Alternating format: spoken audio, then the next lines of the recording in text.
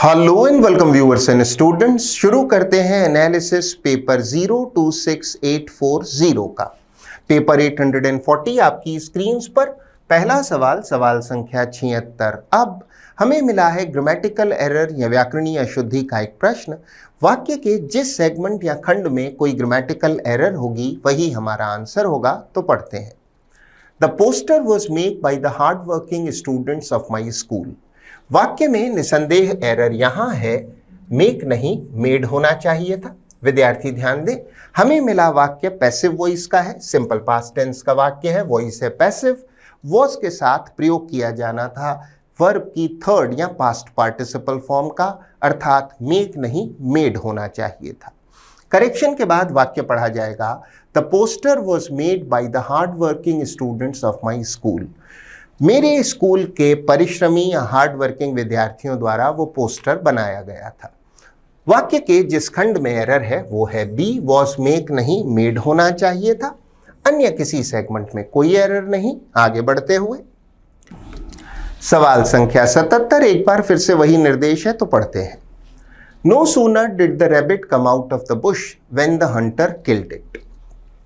When नहीं then होना चाहिए था। विद्यार्थी ध्यान दें, नो सूनर के उपरांत प्रयोग करते हैं देन का, ना कि व्हेन का। ये इंग्लिश में कोरिलेटिव कंजंक्शन है, एक जोड़े या पेयर के रूप में प्रयोग लिया जाने वाला कंजंक्शन।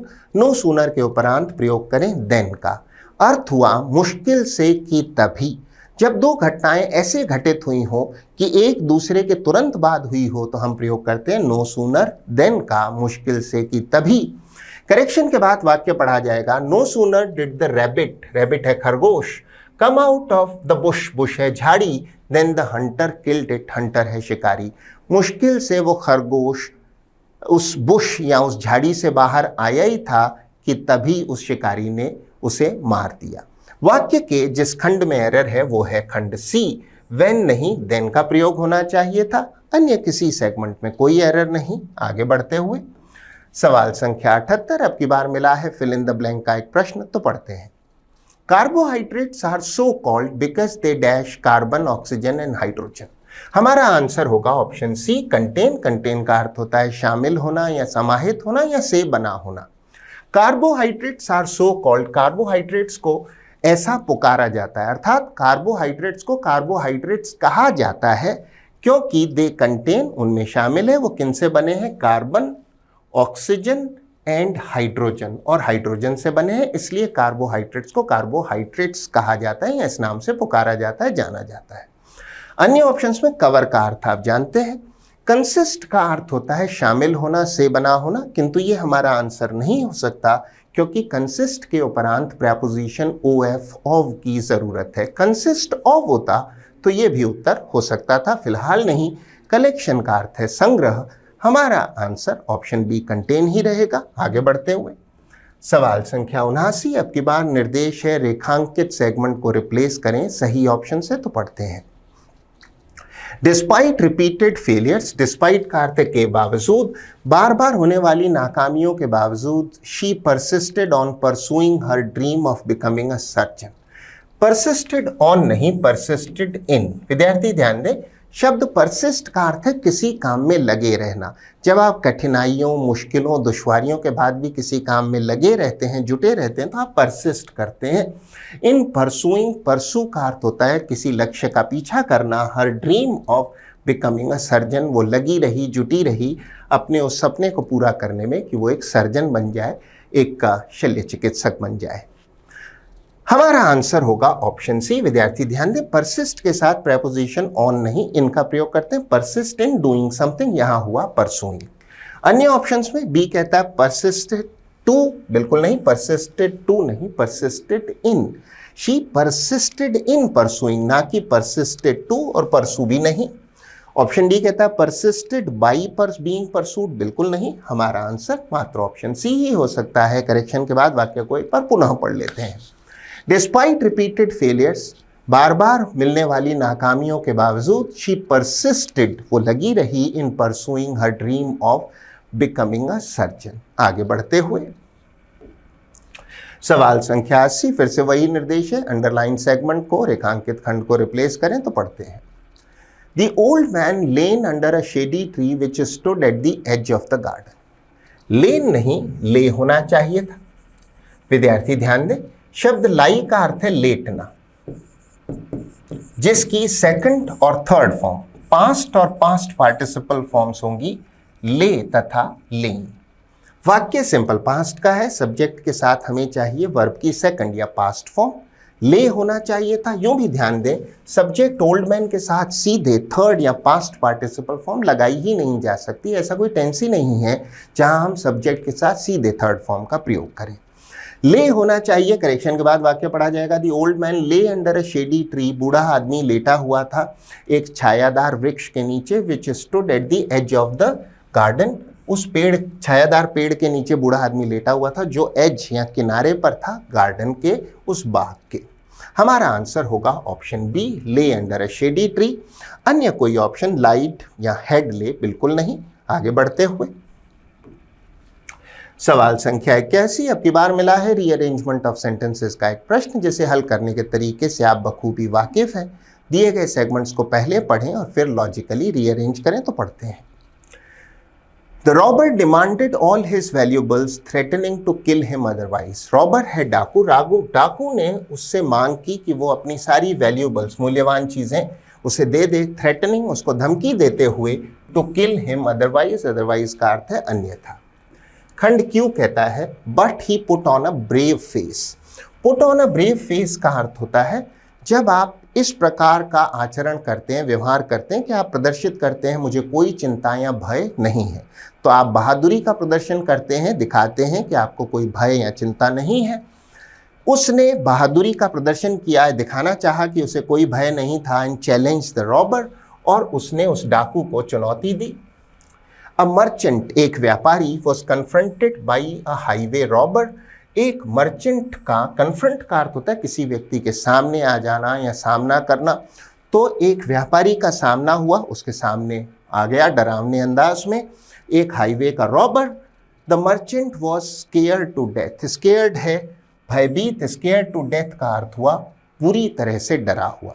इतना पढ़ने पर हमें खासा सटीक अनुमान हो चला है कि कोई व्यापारी था, कहीं से जा रहा था और हाईवे पर किसी डाकू ने उसके सामने आकर उससे उसका माल मांगा, और फिर वो आदमी डर तो रहा था पर शायद न डरने का प्रदर्शन कर रहा था। हमारे पास जो दो बेहतरीन लिंक्स हैं वो हैं आरपी तथा एसक्यू।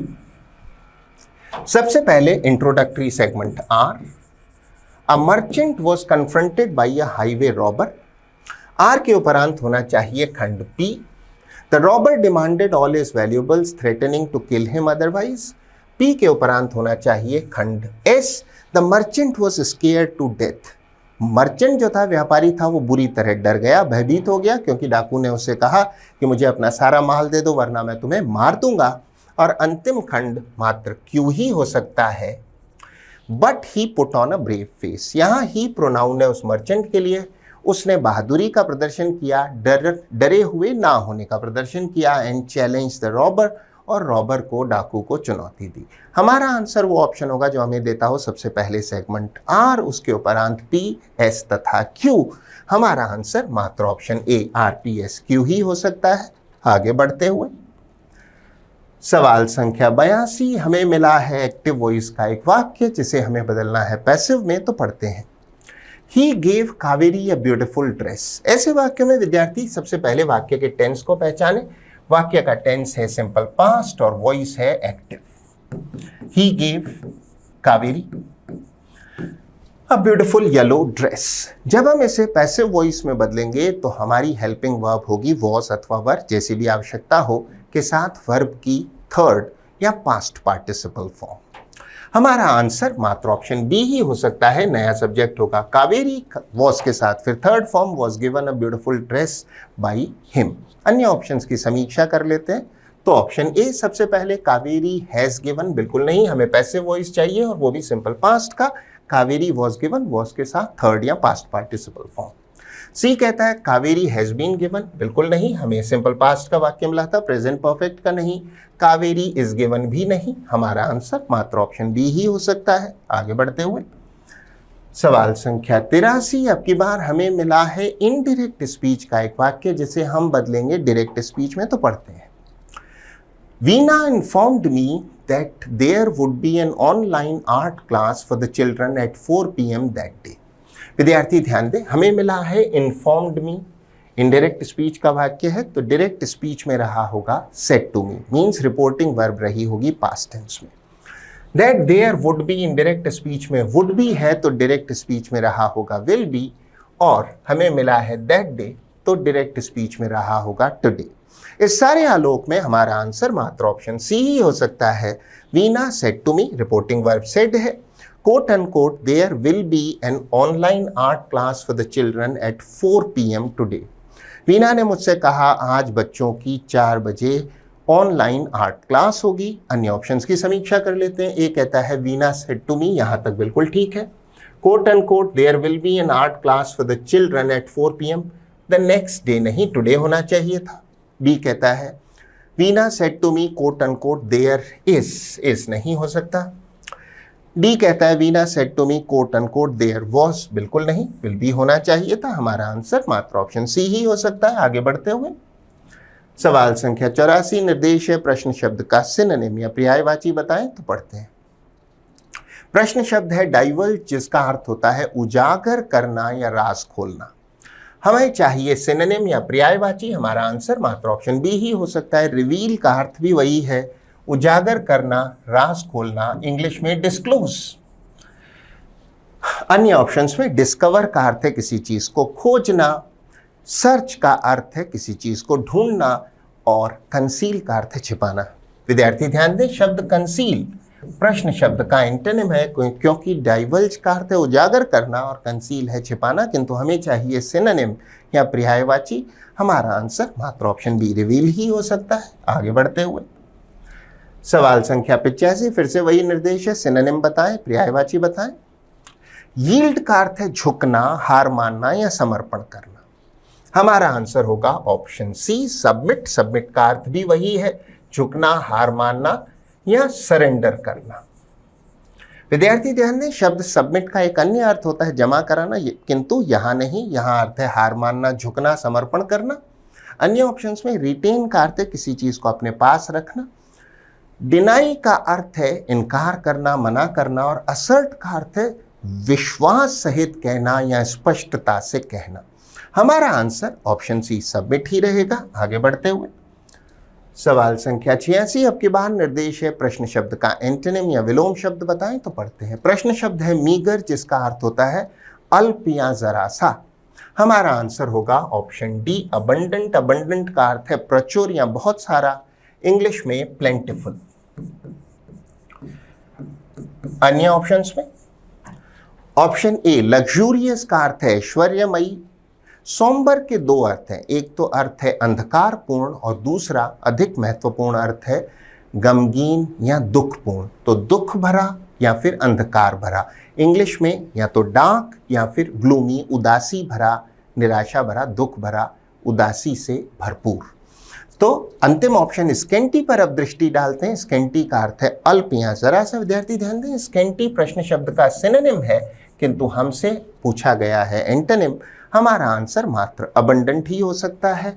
लग्जूरियस ऐश्वर्यमय नहीं, सोम्बर उदास गमगीन, या फिर अंधकारमय भी नहीं, और स्केंटी अल्प या जरा सा भी नहीं। आगे बढ़ते हुए सवाल संख्या 87, निर्देश है दी गई इडियम या मुहावरे का अर्थ बताएं, तो पढ़ते हैं। Living in a fools paradise. Living in a fools paradise का अर्थ होता है एक ऐसी गलतफहमी में रहना, ऐसे मुगालते में रहना जहां आपको लगता है सब कुछ सही है जबकि ऐसा है नहीं, भ्रम में जीना। हमारा आंसर होगा option B falsely believing that everything is fine when it is not so. Falsely believing, आप झूठा ही ये यकीन करते हैं कि सब कुछ अच्छा है, फाइन है, जबकि ऐसा नहीं है। अन्य ऑप्शंस में ये कहता है लिविंग लग्जूरियसली आफ्टर फूलिंग समवन, किसी को मूर्ख बनाकर ऐश्वर्यमय जीवन जीना, बिल्कुल नहीं। सी कहता है living in an extraordinarily rich country, एक बहुत ही ज़्यादा असामान्य रूप से धनवान कंट्री में रहना, नहीं। बीइंग फूल्ड बाय समवन, किसी के द्वारा मूर्ख बनाया जाना भी नहीं। हमारा आंसर मात्र ऑप्शन बी ही हो सकता है। आगे बढ़ते हुए सवाल संख्या 88, अब की बार मिला है वन वर्ड सब्स्टिट्यूशन का एक प्रश्न, तो पढ़ते हैं। A hole or opening specially one in the body such as a nostril. Nostril का अर्थ होता है नथुना, नाक में दो नॉस्ट्रिल्स होते हैं।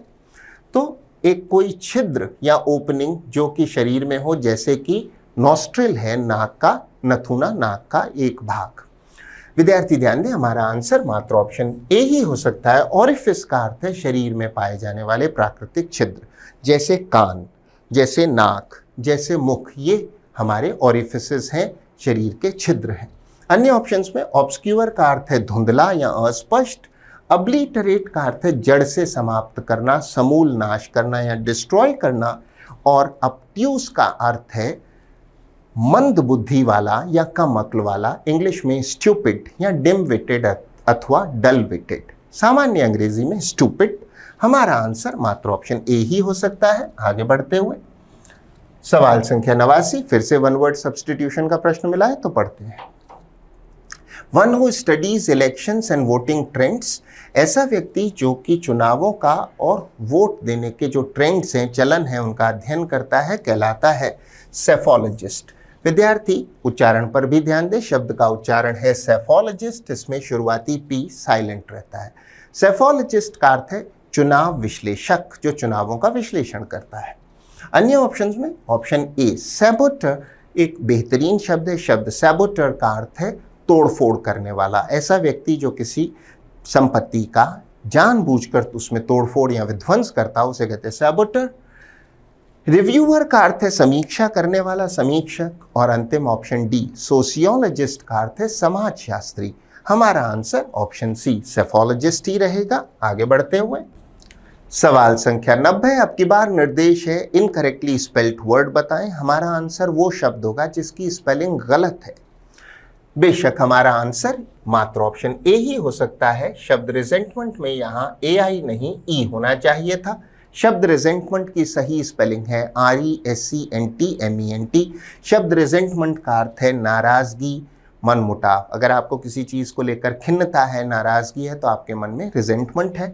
अन्य ऑप्शंस में कॉन्फिडेंट का अर्थ है आत्मविश्वस्त या आत्मविश्वासी। ऑप्शन सी कॉन्फिडेंट, विद्यार्थी ध्यान दें, दोनों शब्दों में सिर्फ एक ही लेटर का फर्क है। ऑप्शन सी कॉन्फिडेंट एक नाउन है जिसका अर्थ है विश्वास पात्र व्यक्ति, वो है आत्मविश्वासी, ये है विश्वास पात्र व्यक्ति, वो एक एडजेक्टिव है, जबकि ऑप्शन सी एक नाउन है। दोनों ही स्पेलिंग सही है। एम्बल का अर्थ है टहलना या आराम से चलना। हमारा आंसर ऑप्शन ए होगा, क्योंकि अन्य किसी शब्द की स्पेलिंग में कोई एरर नहीं। आगे बढ़ते हुए अगले 5 प्रश्नों के लिए हमें मिला है cloze test fill in the blanks का एक समुच्चय, जिसे हल करने के तरीके से आप बखूबी वाकिफ हैं। दिए गए पैसेज को सीधा हल ना करें, पहले पढ़ें उसके उपरांत इसे हल करें। यदि समय अपर्याप्त या नाकाफी हो तो आधा पैसेज पढ़ें, उसके उपरांत इसे हल करें। और हमेशा याद रखें ब्लैंक्स के आगे तक पढ़ें। तो पढ़ते हैं। The human body has 5 physical senses. मानव शरीर human body has 5 physical senses, 5 हमारी जो फिजिकल या भौतिक या शारीरिक इंद्रियां हैं।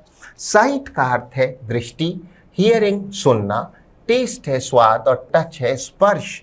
एंड डैश टुगेदर, टुगेदर का अर्थ है साथ में। दीज सेंसेस, ये जो इंद्रियां हैं, help us dash the world around us, around us है हमारे चारों ओर।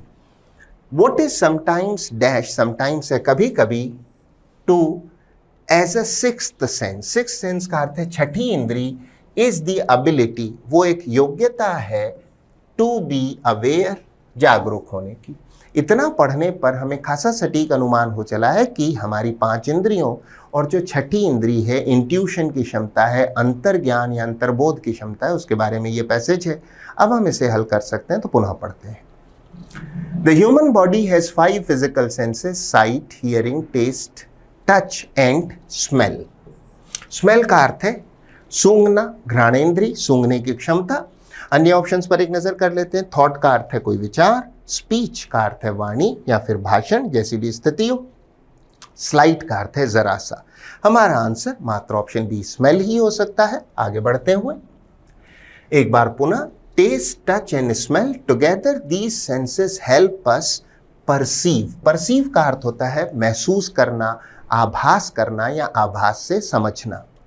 Help us perceive the world around us. आगे बढ़ने से पहले अन्य ऑप्शंस पर एक नजर कर लेते हैं। इग्नोर का अर्थ है नजरअंदाज करना, क्रिएट का अर्थ है सृजन करना, किसी चीज को बनाना, फॉरगेट का अर्थ है भूल जाना। आगे बढ़ते हुए, perceive the world around us what sometimes dash to as a sixth sense. What is sometimes referred to as? refer to का अर्थ होता है किसी चीज को विशिष्ट तरीके से उसका वर्णन करना या विशिष्ट रूप से समझना समझाना। तो जिसे अक्सर कभी कभी विशिष्ट रूप से वर्णित किया जाता है सिक्स्थ सेंस के रूप में, is the ability to be aware. आगे बढ़ने से पहले अन्य ऑप्शंस पर एक नजर कर लेते हैं। रिक्वायर का अर्थ होता है किसी चीज की आवश्यकता होना, तो रिक्वायर्ड है वो चीज जो आवश्यक है, रिटेन है बनाए रखना, और रिमाइंड है याद दिलाना। हमारा आंसर ऑप्शन डी रिफर्ड ही हो सकता है। आगे बढ़ते हुए एक बार पुनः, what is sometimes referred to as a sixth sense, छठी इंद्री अंतर्बोध की जो योग्यता है जिसे इंट्यूशन भी कहते हैं, is the ability to be aware dash, to be aware of. Aware का अर्थ जागरूक, वो एक योग्यता है कि आप जागरूक हो सकें, aware of things beyond the reach of five senses. Reach है पहुंच, आप उन चीज़ों के बारे में जागरूक हो, उनका ज्ञान हो जो पांचों इंद्रियों से परे हैं। अन्य ऑप्शंस में फॉर आप जानते हैं, के लिए एट और ऑन भी आप जानते हैं। हमारा आंसर मात्र ओ भी हो सकता है, का अवेयर ऑफ, उनके बारे में आपको जागरूकता हो। आगे बढ़ते हुए, beyond the reach of these five senses a kind of supernatural perception. विद्यार्थी ध्यान दें, सुपरनेचुरल एक बेहतरीन शब्द है जिसका अर्थ है अलौकिक, जो दुनियावी चीजों से बढ़कर है, अलौकिक दिव्य। परसेप्शन ये एक पैरानॉर्मल या सुपरनेचुरल एक परसेप्शन है, अलौकिक अनुभूति है। परसेप्शन का अर्थ है अनुभूति। That can not be dash scientifically, that can not be explained. ये एक ऐसी चीज़ है जिसे वैज्ञानिक रूप से एक्सप्लेन नहीं किया जा सकता, समझाया नहीं जा सकता, डिस्क्राइब नहीं किया जा सकता, एक्सप्लेन नहीं किया जा सकता।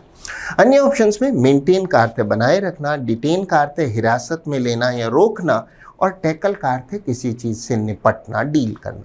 हमारा आंसर मात्र ऑप्शन डी एक्सप्लेन ही हो सकता है। आगे बढ़ते हुए, सवाल संख्या 96 एक बार फिर से वन वर्ड सब्स्टिट्यूशन का प्रश्न मिला है, तो पढ़ते हैं। टू रिमूव सम टेक्स्ट और राइटिंग बाई रबिंग आउट। रब आउट करके किसी टेक्स्ट लिखी हुई चीज को या राइटिंग लिखाई को मिटाने को कहते हैं इरेज, मिटाना। अन्य ऑप्शंस में अबॉलिश एक बहुत अच्छा शब्द है जिसका अर्थ है किसी सिस्टम या किसी कानून आदि को समाप्त करना, तो किसी व्यवस्था कानून आदि को समाप्त करने को कहते हैं अबॉलिश। ब्रेक का अर्थ है तोड़ना और डिमोलिश का अर्थ है ध्वस्त करना। हमारा आंसर मात्र ऑप्शन ए ही हो सकता है। आगे बढ़ते हुए, सवाल संख्या 97 निर्देश है प्रश्न शब्द का एंटोनिम या विलोम शब्द बताएं, तो पढ़ते हैं। प्रश्न शब्द है ऑल्टरकेशन। ऑल्टरकेशन का अर्थ होता है शोरपूर्ण झगड़ा या विवाद। जब आपकी किसी से शोरपूर्ण बहस हो जाए, झगड़ा हो जाए, विवाद हो जाए, तो उसे कहेंगे ऑल्टरकेशन। हमारा आंसर मात्र ऑप्शन ए ही हो सकता है। यही विलोम शब्द है, एंटोनिम है अग्रीमेंट। अग्रीमेंट का अर्थ है आपस में सहमति, जब आप में एक दूसरे के साथ में सहमति हो, हार्मनी हो, तो वो अग्रीमेंट है, जबकि ऑल्टरकेशन में है झगड़ा, विवाद। अन्य ऑप्शंस में आर्ग्यूमेंट का अर्थ है किसी चीज पर होने वाला तर्क या बहस। क्वोरल का अर्थ है झगड़ा, और एजुडिकेशन एक बेहतरीन शब्द है। शब्द एजुडिकेशन का अर्थ होता है न्याय निर्णयन, मीन्स वो प्रोसेस जिससे आप किसी मामले को समाप्त करते हैं, लीगल डिस्प्यूट को न्याय से समाप्त करते हैं। हिंदी में कहते हैं न्याय निर्णयन, मीन्स मुकदमे को निपटाने की न्यायिक प्रक्रिया। इंग्लिश में एजुडिकेशन। हमारा आंसर ऑप्शन ए अग्रीमेंट ही रहेगा, सहमति। आगे बढ़ते हुए, सवाल संख्या 98 निर्देश है दी गई इडियम या मुहावरे का अर्थ बताएं। Go to the dogs. Go to the dogs का अर्थ होता है किसी चीज़ का बहुत ख़राब हो जाना, उसकी क्वालिटी, उसकी गुणवत्ता बिगड़ जाना। अगर हम कहें an organisation has gone to the dogs, तो वो संस्था काफ़ी ख़राब हो गई है, बर्बाद हो गई है। हमारा आंसर होगा option C, to decline sharply in quality और कंडीशन। किसी चीज़ की क्वालिटी या उसकी कंडीशन जो स्थिति है उसमें काफ़ी गिरावट आ जाना। अन्य ऑप्शंस में ये कहता है to become wealthy overnight. Wealthy है धनवान, ओवरनाइट रातों रात धनवान होना, बिल्कुल नहीं। To run away from difficulties, मुश्किलों से दूर भागना, नहीं। ऑप्शन डी कहता है टू टेक अननेसेसरी रिस्क्स, अनावश्यक खतरे मोल लेना, भी नहीं। हमारा आंसर मात्र ऑप्शन सी ही हो सकता है। आगे बढ़ते हुए, सवाल संख्या 99 में एक बार फिर से हमें मिला है रीअरेंजमेंट ऑफ सेंटेंसेस का एक प्रश्न, तो पढ़ते हैं।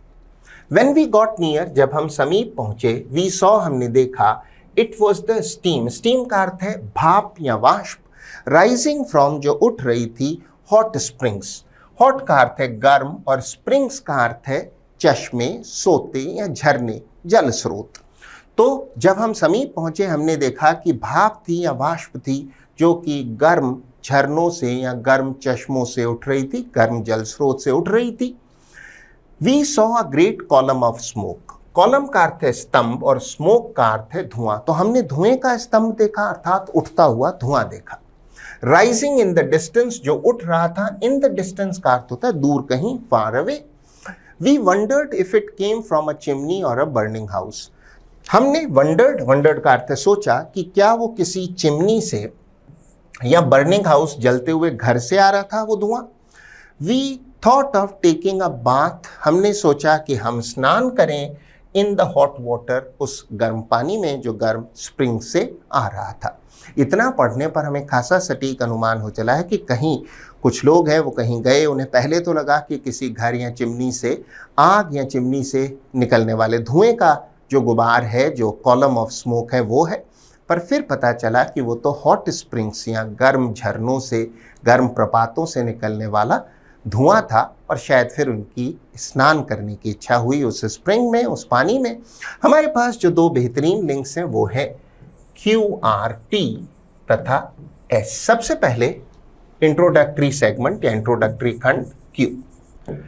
We saw a great column of smoke rising in the distance, हमने कहीं दूर से देखा कि धुएं का एक स्तंभ यानी धुआं उठ रहा था।